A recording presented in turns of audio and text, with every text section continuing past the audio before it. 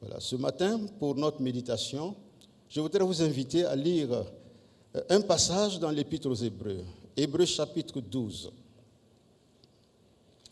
Hébreux chapitre 12, nous lirons les 3 premiers versets, Hébreux chapitre 12, du verset 1 au verset 3.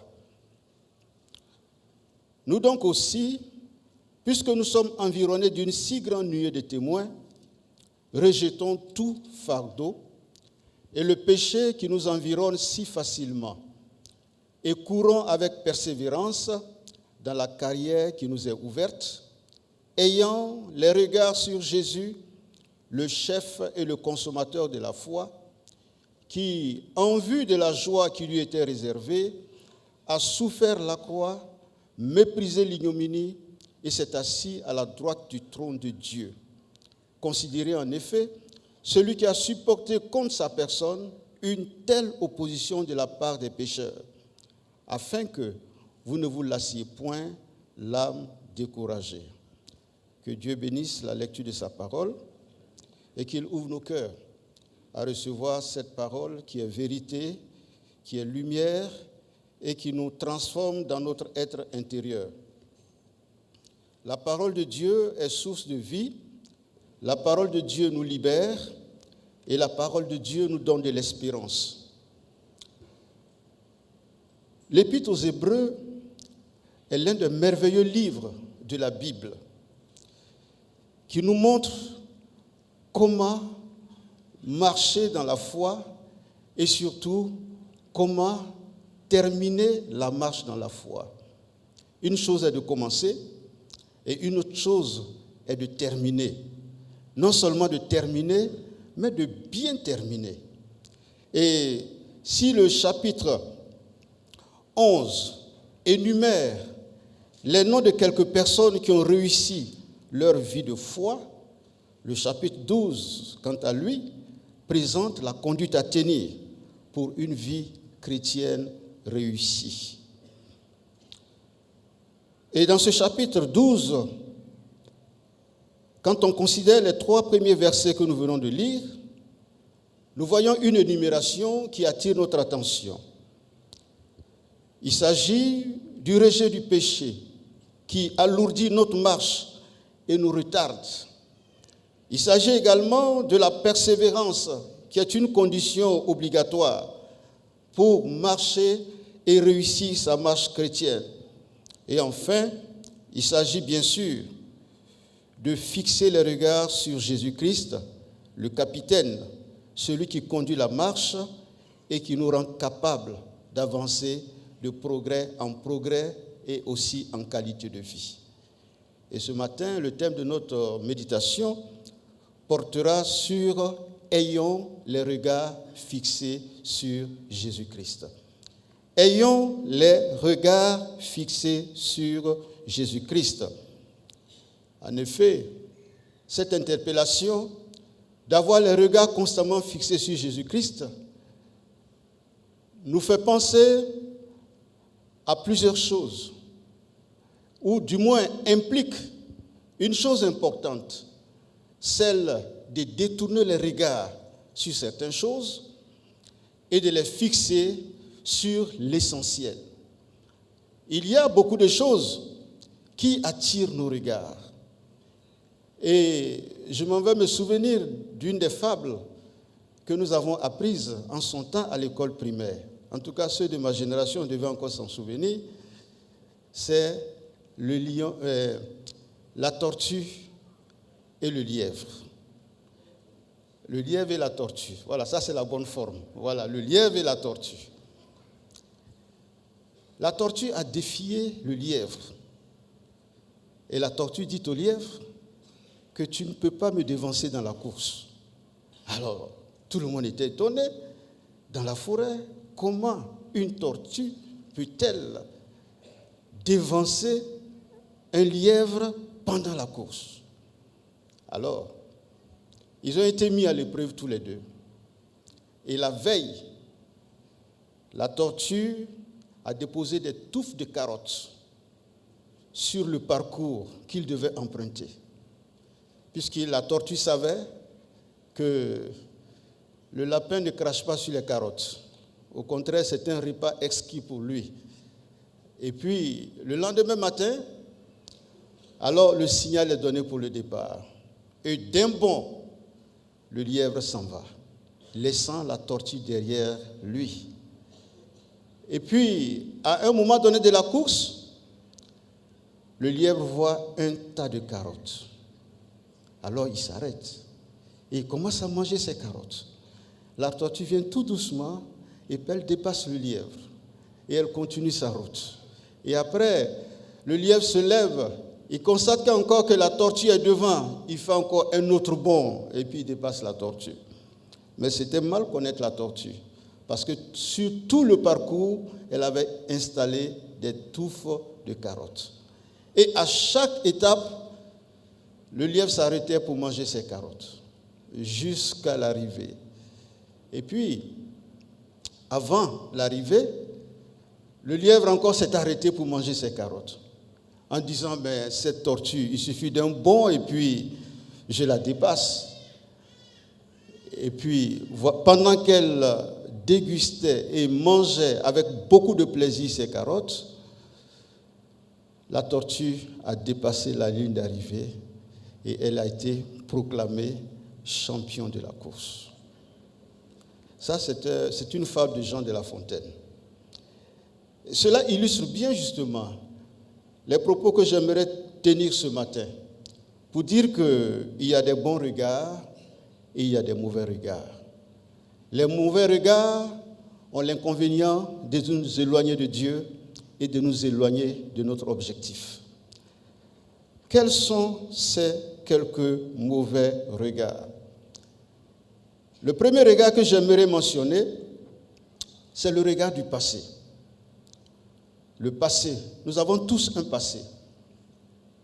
Il est bon, il est mauvais, il y a du tout dedans.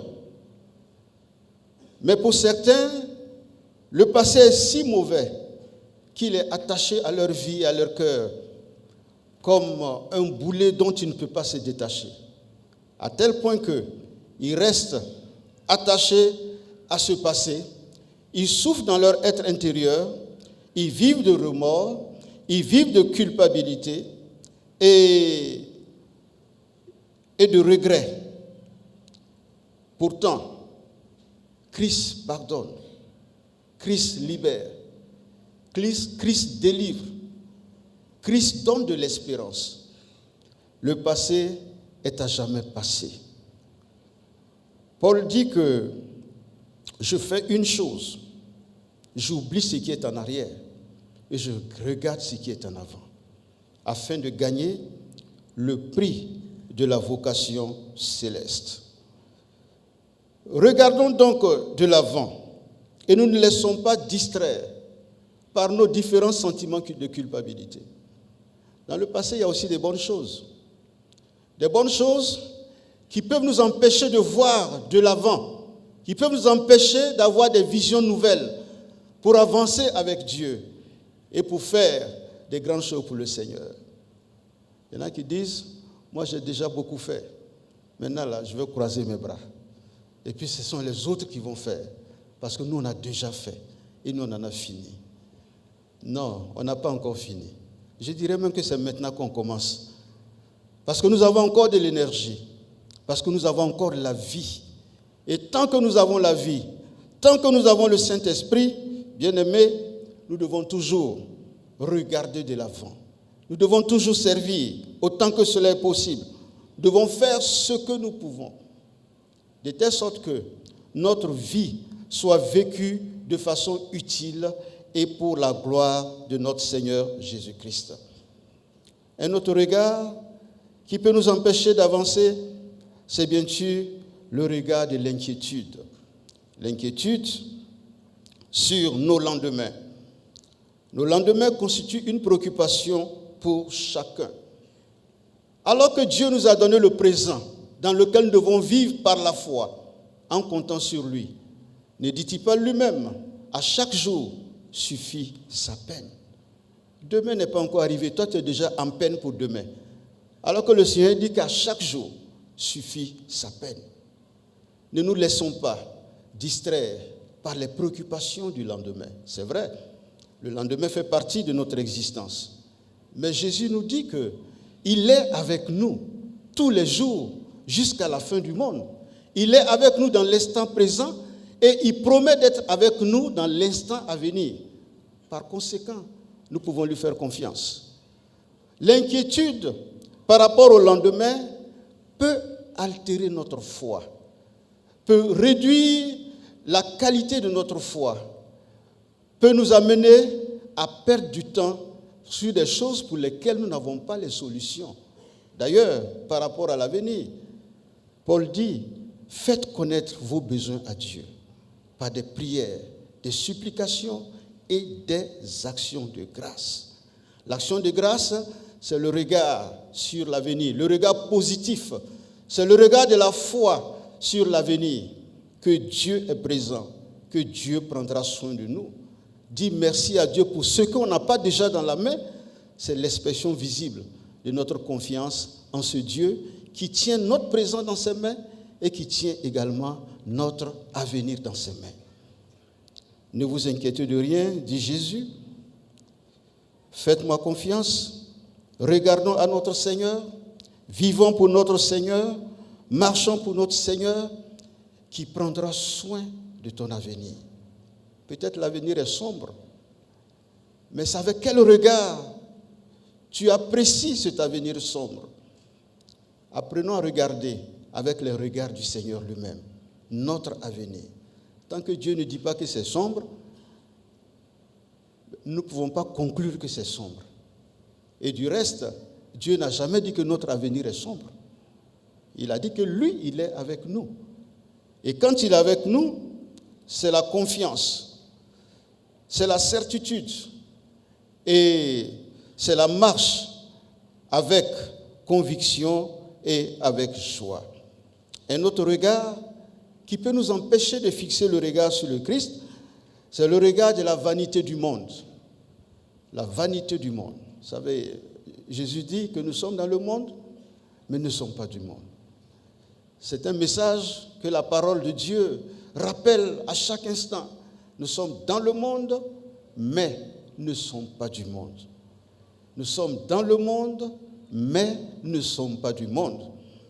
Et en faisant référence à cela, la parole nous rappelle que le monde n'est que vanité et poursuite de vent. Et quelquefois, sans y prendre garde, plusieurs parmi nous se laissent entraîner par la vanité du monde, par les joies que le monde peut procurer, par toutes les richesses que le monde peut nous donner, et en faire la finalité de leur vie. Et c'est là où c'est regrettable et dommage. La finalité de notre vie ne doit pas se limiter à l'accumulation des richesses ou à la satisfaction de notre ego, mais la finalité de notre vie, c'est de vivre avec le Seigneur dans le ciel. Et la Bible nous donne plusieurs exemples sur des personnes qui ont fait du monde leur centre d'intérêt et qui ont échoué à la fin. Et je m'en vais donner l'exemple de Lot que nous trouvons dans Genèse au chapitre 13. Lot était un neveu d'Abraham qui avait d'énormes richesses, aussi bien que son oncle Abraham, qui avait également d'énormes richesses. Mais malheureusement, à cause des questions de pâturage, ces deux familles ne pouvaient plus vivre ensemble. Il fallait donc se séparer. Et Abraham dit à Lot, son neveu, choisis un endroit, parce qu'on ne peut plus rester ensemble. Alors, si tu vas à droite, moi je vais à gauche. Si tu vas à gauche, moi je vais à droite. Mais le verset 10 de Genèse, chapitre 13, nous dit que Lot leva les yeux et regarda les plaines verdoyantes de Sodome et de Gomorrhe et alla installer ses tentes. Et l'histoire nous dit que Lot est devenu un homme prospère, un notable qui siégeait même à l'entrée, à la porte de la ville. Malheureusement, dans cet environnement, il a perdu un peu de sa foi, il a perdu de son engagement spirituel. Il a perdu de sa relation avec le Seigneur. Parce que Lot vivait dans cette ville pleine de péchés, dans cette ville qui s'était rébellée, dont les habitants s'étaient rébellés contre Dieu par leurs attitudes et leurs comportements. Et Dieu décide de détruire Sodome et Gomorrhe pour des raisons que nous connaissons dans le livre de la Genèse. Et il lui fallut l'intercession d'Abraham pour que Lot soit sauvé. Parce qu'Abraham a beaucoup intercédé pour son neveu. On découvre la tiédeur de Lot et de sa foi lorsque l'ange est venu dire à Lot, hâte-toi de sortir, parce que Dieu va détruire cette ville. Lot traînait les pieds jusqu'à ce que l'ange le tienne par la main. Courons, allons-y, quittons ce lieu, parce que la destruction est imminente. Voyez, le grand risque avec la vanité du monde, c'est ça. Nous ne prenons pas conscience de notre état spirituel. Ne prenons pas conscience que le monde dans lequel nous vivons va passer. Et nous faisons de ce monde notre finalité, notre objectif. La vanité du monde finit toujours mal. Ce qu'on croit avoir cherché, ce qu'on croit avoir trouvé, sur lesquels se fonde notre joie, notre sécurité, cela nous passe toujours par les doigts de la main. Regardez Lot.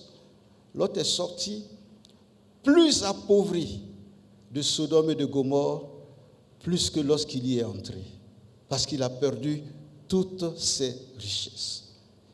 Ces richesses sont parties en fumée. Et cela nous permet de comprendre que le meilleur investissement que l'on puisse faire de son vivant, c'est d'investir dans le royaume des cieux, où où la rouille et la teigne ne peuvent pas l'atteindre. Pendant que tu es vivant, sers ton Seigneur. Investis ton temps. Investis tes talents. Investis tes ressources. Investis toi tout ce que tu peux et tout ce que tu es pour la cause du royaume. Tu ne perdras aucun centime. Et Jésus dit à Pierre, qui disait, mais nous avons tout laissé pour te suivre. Nous avons laissé maison, champs, famille pour te suivre toi. Mais qu'est-ce que nous gagnons à la fin? J'aime toujours cette question de Pierre. Un homme pragmatique. On gagne quoi? Si on ne gagne rien, moi je retourne. Ça c'est bon dans la démarche de la foi. Seigneur, je te suis, mais c'est pourquoi à la fin? Et Jésus dit à Pierre, celui qui aura quitté pour moi et pour la cause du royaume, toutes ces richesses que tu nommes, non seulement il les retrouvera au centuple sur la terre, mais en plus, il aura l'héritage de la vie éternelle. Bien-aimés, que Dieu nous aide, qu'il nous fortifie à comprendre, parce que les temps dans lesquels nous sommes doivent nous interpeller à plus de discernement et à plus de responsabilité dans notre marche chrétienne. Pour comprendre que la vie, elle est courte, elle n'est pas longue. On atteint rarement 100 ans. Alors, si on atteint rarement 100 ans, et qu'à un moment donné, on peut s'asseoir pour évaluer, on peut se poser la question, mais qu'est-ce que j'ai fait? C'est pour ça que je dis qu'il n'est pas encore tard de faire mieux qu'on a fait dans les temps passés. Qu'est-ce que j'ai fait? Et qu'est-ce que je peux faire maintenant pour essayer de rattraper ce que je n'ai pas pu? Que Dieu nous aide, qu'il ouvre nos yeux pour comprendre. Jésus dira dans Luc chapitre 9, et le verset 36, « Celui qui met la main à la charrue et regarde en arrière n'est pas digne du royaume de Dieu. » Seigneur, rends-nous dignes de ton royaume. Rends-nous dignes de ton royaume, en demeurant persévérants avec toi et en marchant avec humilité, avec fidélité et avec intégrité. Le quatrième regard que j'aimerais noter, c'est le regard de la femme de Lot. voyez, Lot était avec son épouse et sa famille. Mais voyez, la femme de Lot est restée. Elle a été transformée en statue de sel. Parce qu'elle n'a pas obéi aux recommandations de l'ange. L'ange dit, courez, que personne ne regarde derrière. Mais la femme n'a pas pu résister à la tentation de regarder en arrière. Certainement parce qu'il y avait beaucoup de biens qui étaient en train de partir en fumée. La femme de Lot nous rappelle bien sûr le refus du renoncement dans notre marche chrétienne. Renoncer. Renoncer est essentiel dans la marche avec le Seigneur. La marche avec le Seigneur n'est pas toujours une ligne droite. Il y a des moments difficiles, il y a des moments où nous sommes enthousiasmés, où nous sommes dans l'exaltation. Il y a des moments où Dieu nous appelle à dire non à des choses qui sont peut-être légitimes pour nous de notre point de vue. Mais le Seigneur peut nous dire pour le moment, il faut dire non. Renoncer, c'est la chose la plus difficile. Et le renoncement n'est pas un acte unique que nous accomplissons et puis c'est fini. C'est un acte quotidien. Renoncer au péché.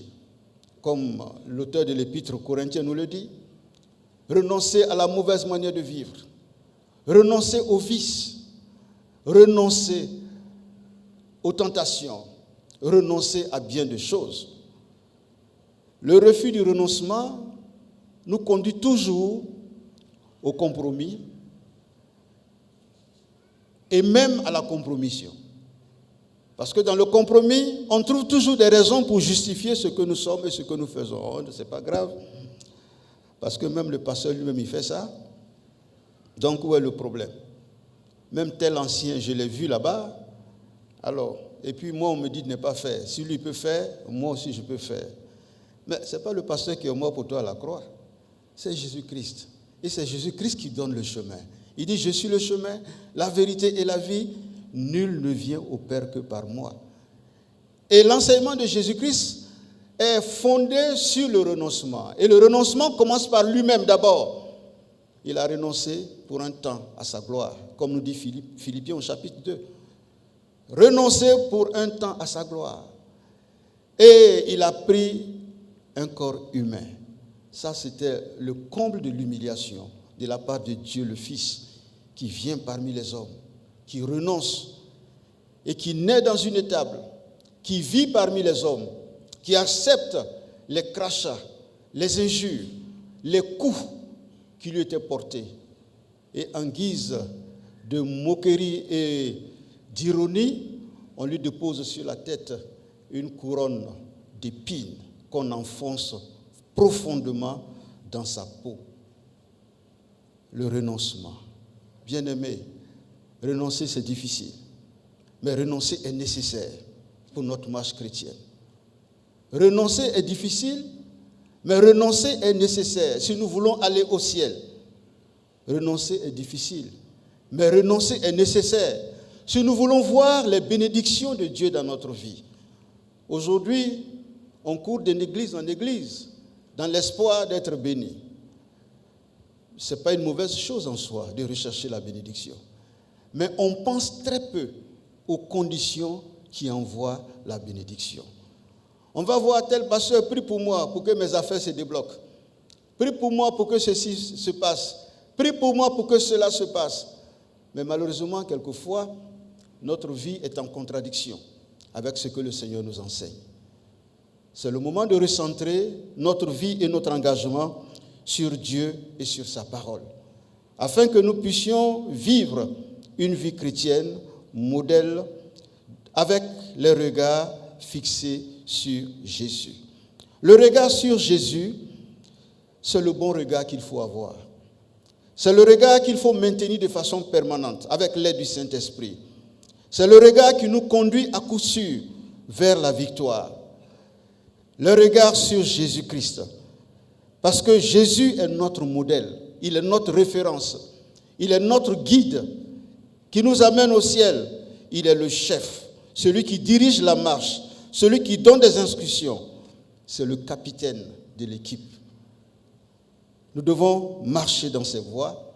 Nous devons avoir les regards constamment sur lui pour ne pas être distraits dans notre marche. Avoir les regards sur Christ, c'est l'expression de la confiance et de la foi. Et nous voyons Pierre, alors qu'il avait dit à Jésus, si c'est bien toi, ordonne que je marche aussi sur ces eaux. Et à un moment donné, Pierre a détourné son regard du maître. Et il a commencé à regarder les flots de la mer, les vagues. Et puis, il a pris peur, nous dit le texte. Et dès qu'il a pris peur, il a commencé à s'enfoncer. Heureusement qu'il a changé de regard. Il a regardé à nouveau Jésus et Jésus lui a tendu la main. Pierre s'est relevé et il a commencé à marcher à nouveau sur le lac. Si quelqu'un a détourné son regard ce matin du maître, le maître est là. Jésus est là. Vous pouvez, comme Pierre, l'interpeller et même l'appeler. Viens à mon secours. Et Jésus vous tendra cette main pour vous sortir du chemin qui va vous détruire et pour vous ramener dans la sécurité et dans la communion avec lui. Jésus est là ce matin. Jésus nous tend sa main. Et Jésus, notre modèle, notre guide, peut nous empêcher de nous enfoncer. Tu peux crier encore à nouveau. Je peux crier encore à nouveau. Là où tu es, avec le regard du désespoir, tu peux crier encore à ton maître qui va te repositionner et te conduire dans la destinée dans laquelle il t'a préparé. Nous devons avoir le regard sur Jésus-Christ parce que Jésus-Christ est notre raison d'exister et de vivre. Jésus est notre raison d'exister et de vivre. Dieu n'a jamais posé la question à quelqu'un avant de le faire venir sur la terre. Nous sommes venus, nous sommes nés dans une famille, on a constaté que ce monsieur qui est là, c'est mon papa, et cette dame qui est là, c'est ma mère. Et puis on dit à tout le monde, voici mon papa, voici ma maman. Voici mon frère, voici ma soeur. Et on porte même son nom. Et on vit comme ça. Jusqu'à ce qu'un jour aussi, on nous dise au revoir. C'était mon père, c'était ma mère. Et l'histoire, notre histoire se ferme. Nous sommes à l'existence. Mais Dieu nous a tous créés pour un but. Pour une raison. Il ne s'est pas trompé. Si Dieu a pensé que moi je dois exister, moi qui vous parle, je dois exister, il a certainement des grandes raisons. Autrement dit, il ne m'aurait pas amené à l'existence. Si Dieu a pensé que toi, mon frère, toi, ma soeur, tu dois exister, mais il a de grandes raisons.